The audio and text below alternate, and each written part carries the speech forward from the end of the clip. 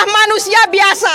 Pasti kami juga tidak sempurna, tapi bukan itu yang harusnya disampaikan. Kenapa baru hari ini disampaikan permohonan maaf? Tapi apa yang dia lakukan terhadap rakyat Indonesia, yang hari ini banyak rakyat yang miskin, kelaparan,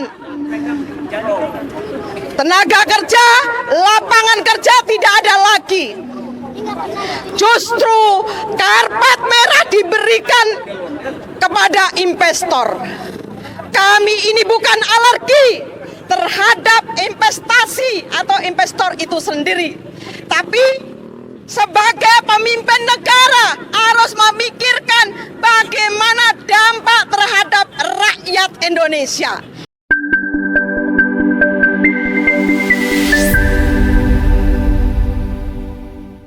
Oke, terima kasih.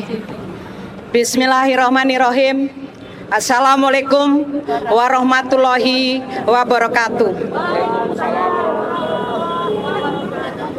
Sore hari ini kita mulai mengaspal kembali bersama emak-emak ARM, yaitu ingin menyampaikan kepada seluruh rakyat Indonesia yang tanggal 29 Juli kemarin Presiden Republik Indonesia yaitu Joko Widodo menyampaikan permohonan maaf kepada seluruh bangsa Indonesia.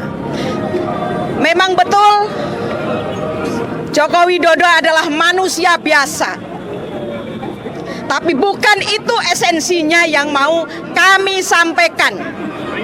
Pasti permohonan maaf kami akan terima, tapi bukan serta-merta permohonan maaf terhadap rakyat Indonesia itu tidak mengurangi apa yang menjadi tuntutan rakyat Indonesia, agar Joko Widodo diadilin dan dihukum yang seberat-beratnya sesuai dengan apa yang dilakukan. Ini yang harusnya kita sama-sama. Kami juga bukan benci, kami juga bagian dari bangsa Indonesia. Kami adalah manusia biasa. Pasti kami juga tidak sempurna, tapi bukan itu yang harusnya disampaikan. Kenapa baru hari ini disampaikan permohonan maaf? Tapi apa yang dia lakukan terhadap rakyat Indonesia, yang hari ini banyak rakyat yang miskin, kelaparan, tenaga kerja, lapangan kerja tidak ada lagi. Justru karpet merah diberikan kepada investor. Kami ini bukan alergi terhadap investasi atau investor itu sendiri, tapi sebagai pemimpin negara harus memikirkan bagaimana dampak terhadap rakyat Indonesia yang hari ini tidak baik-baik saja. Apakah hanya sekedar permohonan maaf itu bisa menghapus semua yang dilakukan selama hampir 10 tahun? Ini tidak bisa menghapus apa yang sudah dilakukan, yang hari ini rakyat menderita. Rakyat sudah dibuat tidak lagi nyaman, tapi hanya alih-alih permohonan maaf ini. Pasti itu tidak bisa mengobati sakit hatinya rakyat. Bagaimana rakyat sekarang pengangguran, di mana-mana PHK, banyak persoalan-persoalan aturan undang-undang sampai turunannya membuat rakyat sengsara.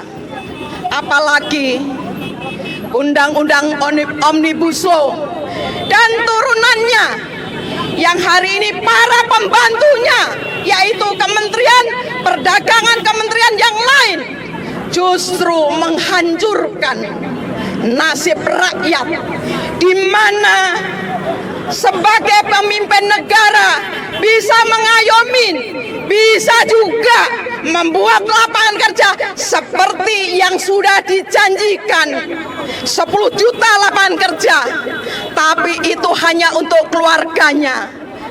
Kami sebagai rakyat tidak pernah mempunyai peluang untuk bekerja. Di mana-mana industri tekstil, garmen, mereka tutup karena itu adalah perilaku, itu adalah pembuatan aturan Joko Widodo dengan para pembantunya yang membuat hari ini rakyat dibuatnya gaduh. Tapi kegaduhan ini justru diciptakan oleh mereka sendiri. Tapi aleh-alehnya nanti rakyat yang akan dipersalahkan. Apakah ini sebagai pemimpin negara? Harusnya pemimpin negara ini dengan pasal 28 Undang-Undang Dasar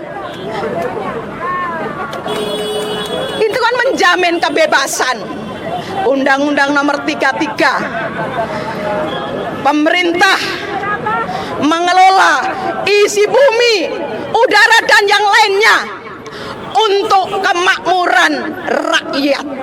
Tapi di mana itu undang-undang itu tidak jelas juga implementasinya di lapangan, di mana secara teknis justru rakyat kita menderita. Hari ini kenapa para mak-mak membuat rompi oren bahwa Jokowi sudah ditangkap oleh rakyat khususnya kaum emak-emak dan diserahkan ke KPK agar betul-betul undang-undang ini menjadi panglima. Bukan undang-undang ini hanya untuk para penguasa menghamba kepada yang punya uang. Ini yang harusnya pemerintah atau para penegak hukum ini harusnya betul-betul adil terhadap perilaku, terhadap aturan yang dibuat oleh DPR. Tapi ternyata aturan ini hanya untuk rakyat kecil. Kenapa? Ke atas tumpul, ke bawah tajam. Ini situasi dan kondisi hari ini. Tapi jangan seolah-olah kami ini dianggap tidak suka.